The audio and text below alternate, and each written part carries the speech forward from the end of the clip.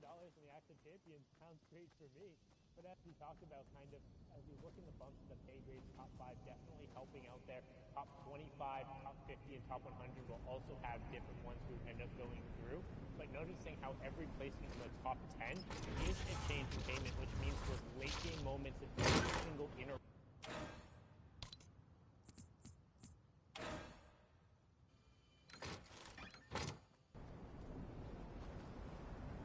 Price across the board. We did see that $800,000 available up for EU earlier on in the day, or wherever your time zone might be, but now we are here in NA East. Every other region does, of course, have something to walk away with, but yeah, we're getting ready to hop into games. Very quickly, though, guys, I want to take a moment and talk about my favorite thing in the world, Batman. Genius comes in many forms. Whether you're dangerously funny, creating havoc with wild plans, or flooding the island with your best intentions, it often comes along with a companion, madness. Become everyone's nemesis with the Last Laugh bundle, featuring the Joker, Poison Ivy, Midas Rex, matching cosmetics, and 1,000 V-Bucks. You can pre-order the bundle through your favorite retailers, and it will be available on November 17th, so definitely check out the blog for all the details. And if you can't wait for more DC characters, Harley Quinn, Catwoman, and my personal favorite Batman will be back in the item shop for a limited time. Get their cosmetic sets before they disappear into the night. And of course, as always, Joyride has hit the game, but we will not be seeing vehicles in competitive play, so don't expect to see anybody doing anything crazy with those. Now, guys, we have to shift gears here and start talking about NA East. What have we seen? We've seen 4 heats, we've seen 4 winners, and now we're going to be taking a look and diving into the 100 players that will be joining us here. There's a lot of big names here. People like World Cup champion Booga, for example, just to name one of the 100.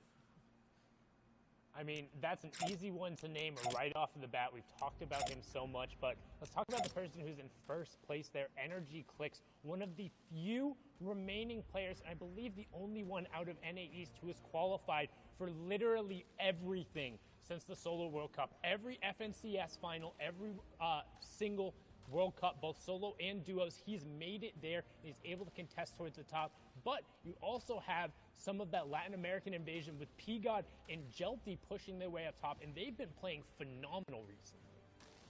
Yeah, you're talking about old versus new people coming right through. Everyone still has who's such a good solo player, but fell off a little bit after one of those DreamHack performances, is now starting to rise straight back up. Liquid Gabe is also a cool name to pick up from the get-go. NRG Ronaldo, another NRG player who's usually watching all the people play it out, is in the fray this time, looking for his own chances to win. Yeah, you know, he'll still be screaming in that microphone regardless if he's playing or doing a viewing party, but you also have Calc, who took the #1 spot yesterday in his heat, coming out there, as well as Stretch pushing through here. Vanish, Bully, and Sid, some players who have also capitalized. Have the veteran Lunez picking up in there as well, somebody who's returned recently, been able to have a good performance. But you mentioned the new guard, and Pure Skittles has been among it with some amazing mid and late game runs and conversions that he's then turned over into just huge point performances. Yeah, Skittles ended up winning out his qualifier day. After that, went straight through those heats. Past that, though, we have Crims, Frat, 2 guys who are really keen on playing and practicing with each other, now have to face off from opposite sides of the map.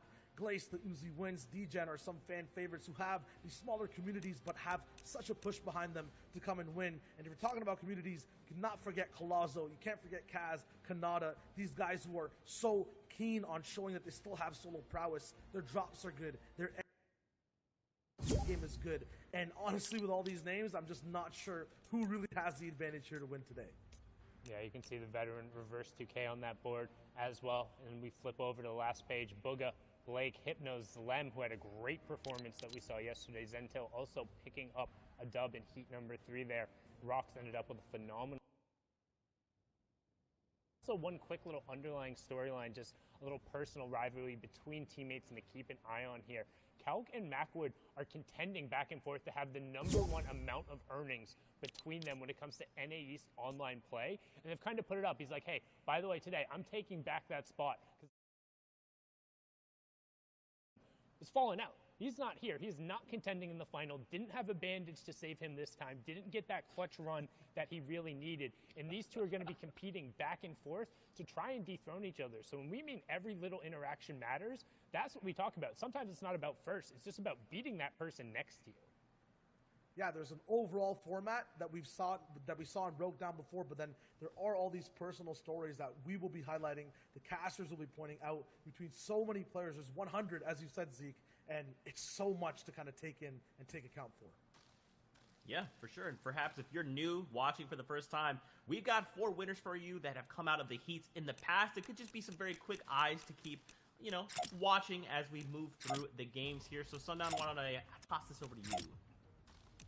Yeah, so we're going to hop on board here. This is some of the recap of actions that has gone through, and we're going to talk about some of the fan favorites and the one we've gone on. And let's go to 2 different sides of. So first, P-God, a.k.a. Peruvian God, who has probably the strongest presence when it comes to people in the chat. Can I get a Bible thump in the chat right now? Your favorite emote if you're watching in Party Royale for Mr. P-God, because we've seen his fans all over the place. And the thing is, he's been one of the few players in NA East who is able to enact consistent aggression. That means he's looking to take fights, and he's not afraid to trade out with players at all stages of the game. And you see a great late game run there, and that's something he does very well. He's not content to just get that one elimination and then box up. He's looking to chain them into more, and when he's able to do that successfully, it ends up on going on some of these crazy runs where you don't think that really shouldn't be possible, right? There's no way he should win this.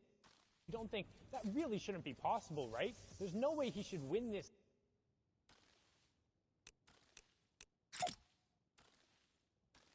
God. Yeah, he literally gets his name into so many other people's sightlines and stories. Always say he's the man that plays with 20 item slots because he has so many eliminations per game. But on the other side of things, a man looking for control, stretch, is always one who has a game plan that he sticks to that works out. He's always dominating lobbies completely. And if P-God is looking for trades, Stretch is looking to end fights fast and make sure that every trade is absolutely silent.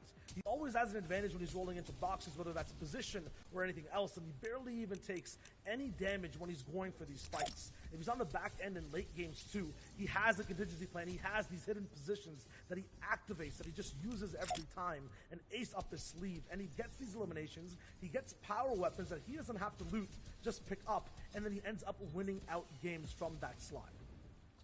And one thing I want to note about in particular that we're starting to see from the very, very top players when it comes to closing out these games or being in these final situations is it's kind of a term, it's not really something we refer to a lot, but it's a no build skill. It's when you're out of builds, you don't have all that utility, and you're just stuck to your raw gun skill, movement, and what's on the map around you. And there's very few players who are able to kind of separate themselves and put themselves in a category where it's like, hey, you play really well in this circumstance. Stretch is 110% one of them. I would say Mongrel is another one who you can put in anytime he's out of builds. You don't really ever count him out of it.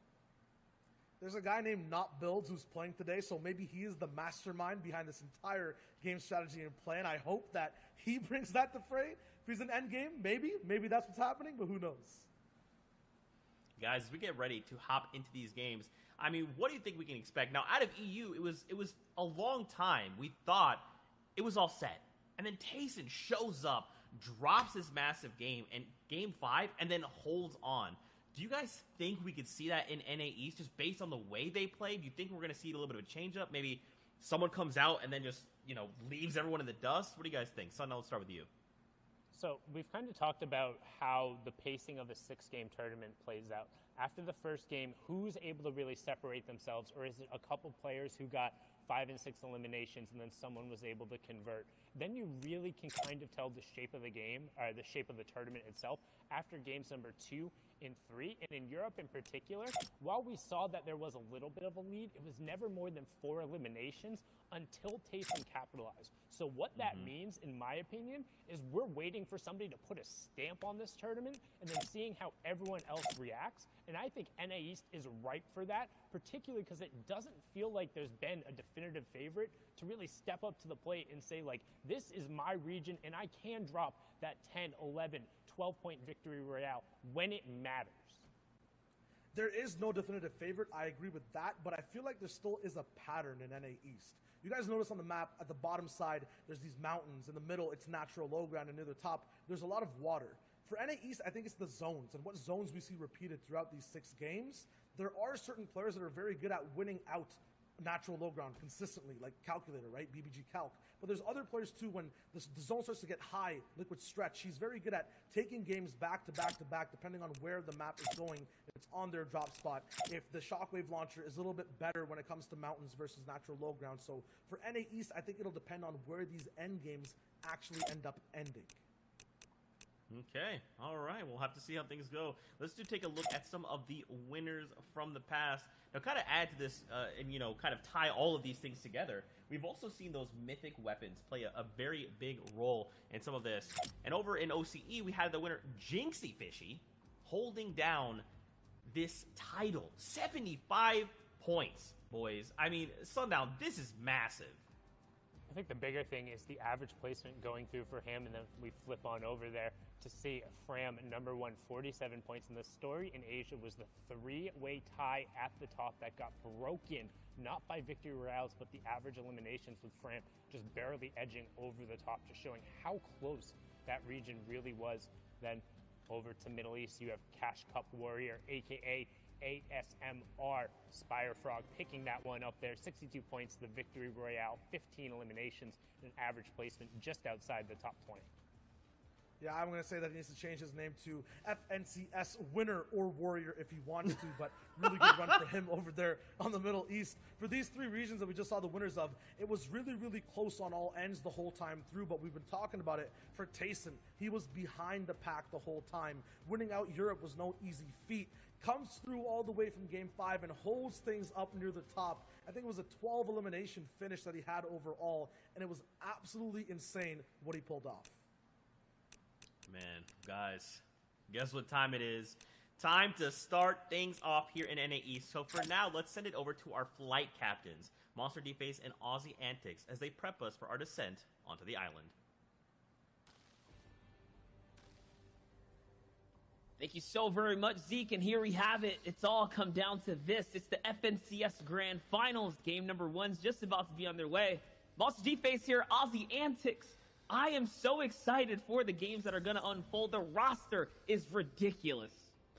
It is absolutely stacked, and we're not going to hold it back any longer. We're going to jump straight into Game 1 of the NA East FNCS Solo Grand Finals. Monster, just how excited are you for this one? Absolutely. I'm at peak. I'm at the pinnacle here, and it's the battle bus that is underway. And take a look. Here's the nice spread across the map. How your players are spreading across. Now, let's keep in mind, guys, after all is said and done, one player is going to take home that Axe of Champion. Only one player in the region will be able to wield it.